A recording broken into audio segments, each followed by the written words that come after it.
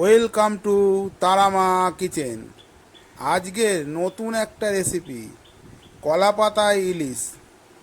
কলাপাতায় ইলিশ মাছের কাঁচা ঝাল করে আপনাদের আজকে দেখাবো। আমি বাজার থেকে একটা টাটকা ইলিশ মাছ কিনে এনেছি। দেখুন, এটা গঙ্গার ইলিশ বললো আমাকে। মাছটা সত্যিই টাটকা আছে। তো প্রথমে আমি মাছটা ভালো করে কেটে আপনাদের দেখাচ্ছি।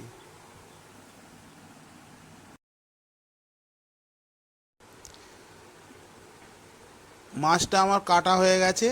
দেখুন, সত্যিই মাছটা টাটকা আছে। এবার মাছটাকে আমি ভালো করে ধুয়ে নিচ্ছি। ধুয়ে নিয়ে আপনাদেরকে দেখাচ্ছি কলা পাতায় কাঁচা ঝাল কি করে বানাবো।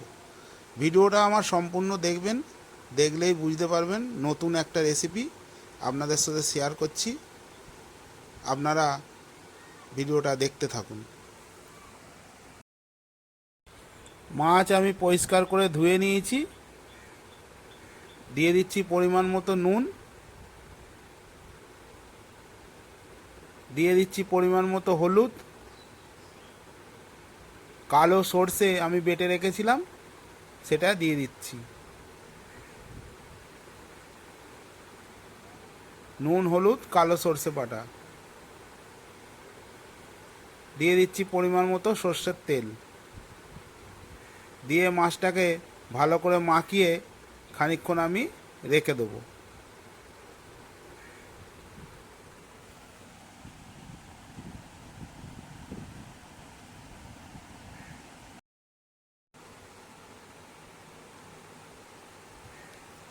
মাছটা মাখিয়ে খানিকক্ষণ রাখার পর আমি একটা নন স্টিলের চাটুই বলুন, কড়াই বলুন, যে কোনো একটা জিনিস নিয়ে নিলেই হবে। আমাদের বাড়িতে যেটা আছে আমি সেটাই নিচ্ছি। এটা নিয়ে নিয়েছি। আর 3টে কলা পাতা কেটে ভালো করে ধুয়ে নিয়েছি। প্রথমে একটা কলা পাতা দিয়ে দিলাম, তার ওপর আর একটা কলা পাতা দিয়ে দিলাম, এর ওপর আর একটা কলা পাতা আমি দিয়ে দেবো।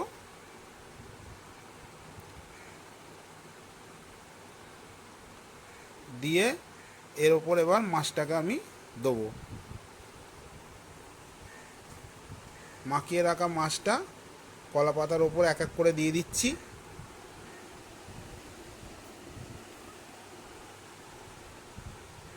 আমি যেভাবে রেসিপিটা বানাচ্ছি আপনারাও একদিন বাড়িতে এইভাবে বানিয়ে দেখবেন। সত্যি অসাধারণ খেতে হয়। আমি আগে একদিন বানিয়ে বাড়িতে খেয়েছি, তারপরে আবার বানিয়ে আপনাদের দেখাচ্ছি। রেসিপি, যে কোনো রেসিপি আমি প্রথমে আগে বাড়িতে বানিয়ে খেয়ে দেখি, সেটা ভালো হলেই আপনাদের সাথে শেয়ার করি। খুব সুন্দর খেতে হয়। মশলাটা, থালাটা এবার ধুয়ে আমি খানিকটা জল দিয়ে দেবো। বেশি না, দেখুন অল্প পরিমাণেই জল দিলাম।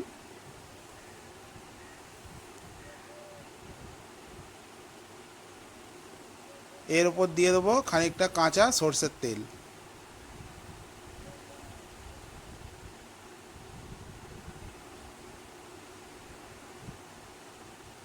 দেখুন কাঁচাতেই কি সুন্দর লাগছে।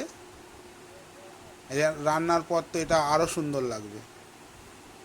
আমি গ্যাস জ্বালিয়ে গ্যাসটাকে লো ফ্লেম করে আমি বসিয়ে দিয়েছি। কেটে রাখা কিছু কাঁচা লঙ্কা ওপর থেকে আমি দিয়ে দিচ্ছি। কাঁচা লঙ্কাটা দেওয়ার পর আমি একটা ওপর থেকে ঢাকা দিয়ে দেবো।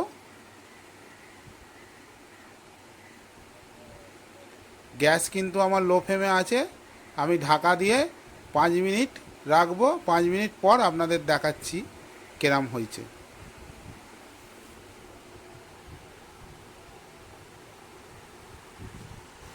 ভিডিওটা যদি আমার ভালো লাগে কমেন্ট করবেন অবশ্যই, আর চ্যানেলটাকে একটা লাইক করবেন, আর সাবস্ক্রাইব করে আমার পাশে থাকবেন।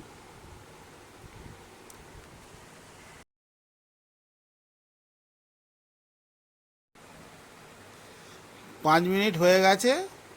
5 মিনিট পর আপনাদের খুলে দেখাচ্ছি কেরম হয়েছে। আহ, এত সুন্দর সেন্ট উঠেছে, পুরো একদম রান্নাঘর মাতিয়ে দিয়েছে। আর দেখুন মাছটা ভালোই সেদ্ধ হয়ে এসছে, গ্রেভিটা আরেকটু মরবে।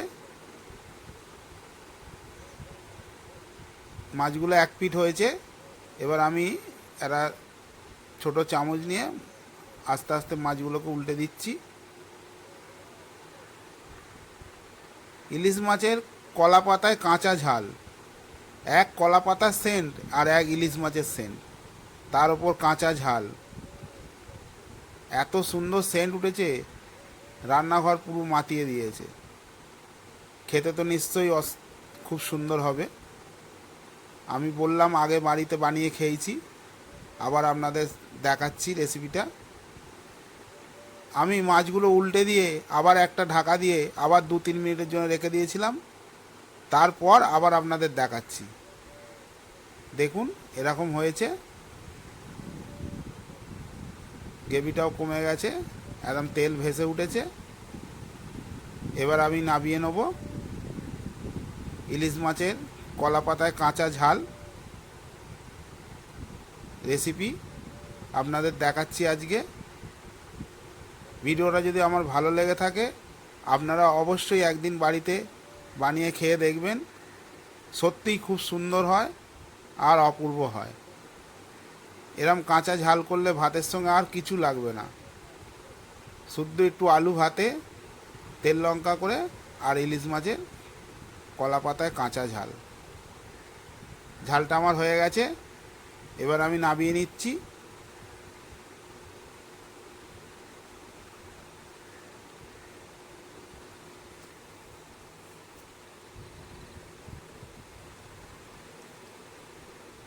কলা পাতায় কাঁসার তলায় ভাত, আলু ভাতে ইলিশ মাছের কাঁচা ঝাল, শুকনো লঙ্কা একটা ভাজা, আর তার সঙ্গে মাছের একটু তেল।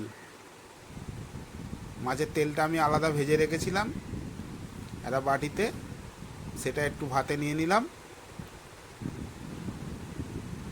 খেতে একদম অপূর্ব লাগবে, আপনারাও এইভাবে বাড়িতে বানিয়ে খাবেন। আর ভিডিওটা যদি আমার ভালো লেগে থাকে, চ্যানেলটাকে অবশ্যই সাবস্ক্রাইব করে আমার পাশে থাকবেন। দেখা হচ্ছে নিত্য নতুন আরও ভিডিও নিয়ে। সবাই ভালো থাকুন, সুস্থ থাকুন, আর আমার চ্যানেল দেখতে থাকুন। নমস্কার।